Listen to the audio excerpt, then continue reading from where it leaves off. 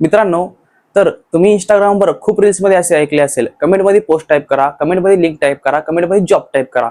तर आपण कमेंटमध्ये जॉब टाइप केल्यावर या लिंक टाइप केल्यावर पोस्ट टाइप केल्यावर असं काय होतं की इंस्टाग्रामच्या तुमच्या डीएम मध्ये ऑटोमॅटिक लिंक्स येतात, पोस्ट येतात व ऑटोमॅटिक तुम्हाला माहिती भेटते जी त्या क्रिएटरने तुम्हाला द्यायची असेल ती.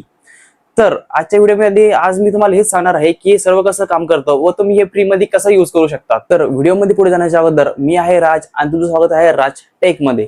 मित्रांनो, आज जी वेबसाईट मी तुम्हाला सांगणार आहे ती वेबसाईट मेटा व्हेरीफाईड आहे, म्हणजे इंस्टाग्रामनी व्हेरीफाय केलेली स्वतःची वेबसाईट आहे. तर ही वेबसाईट आम्ही बनवलेली आहे आणि याच्यामध्ये कुठलाही तुम्हाला रिस्क राहणार नाही याची मी तुम्हाला 100% गॅरंटी देतो. व्हिडिओमध्ये बनवून राहा शेवटपर्यंत, तुम्हाला नक्की व्हिडिओ युजफुल वाटेल. तर चालूया लॅपटॉपच्या स्क्रीनकडे. मित्रांनो, गुगल क्रोमवर येऊन तुम्हाला ग्रोहब सर्च करायचं आहे. ग्रोहब सर्च केल्याच्या नंतर तुम्हाला अशी काही वेबसाईट बघायला आणि जर सर्च केल्यावर वेबसाईट येत नसेल तर या वेबसाईटची लिंक तुम्हाला डिस्क्रिप्शन मध्ये सुद्धा प्रोव्हाइड केलेली आहे. तर इथे तुम्हाला गेट स्टार्टेड वर क्लिक करायचे आहे. गेट स्टार्टेड वर क्लिक केल्याच्या नंतर तुम्ही इथं तुमचं फर्स्ट नेम, लास्ट नेम टाकून, ईमेल ॲड्रेस आणि पासवर्ड टाकून सुद्धा अकाउंट क्रिएट करू शकता.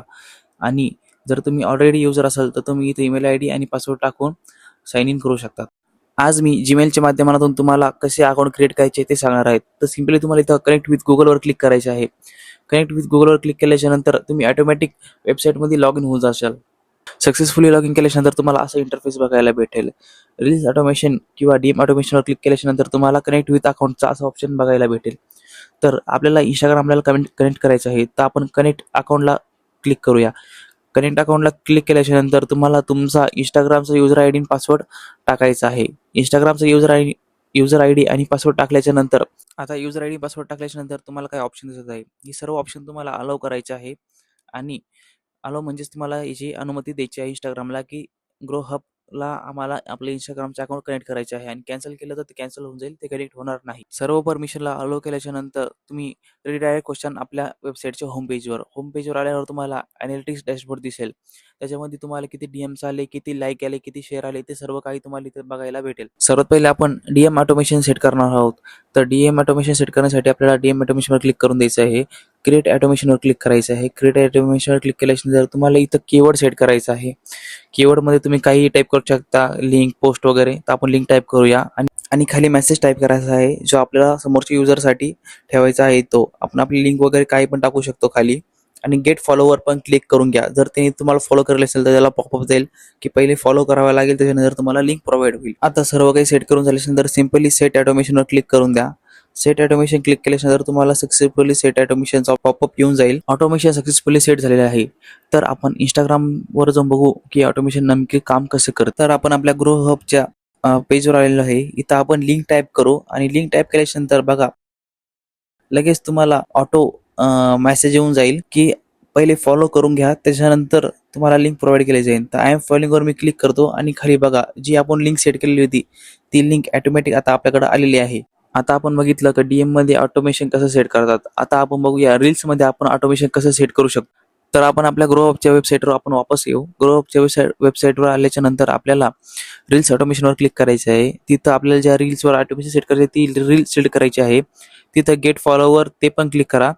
ते क्लिक केल्याच्या नंतर तुम्हाला जो कीवर्ड टाईप करायचा आहे तो कीवर्ड इथं आपण 4-5 कीवर्ड एक सोबत सेट करू शकतो. तर मी भरपूर सारे कीवर्ड असे सेट करून देतो.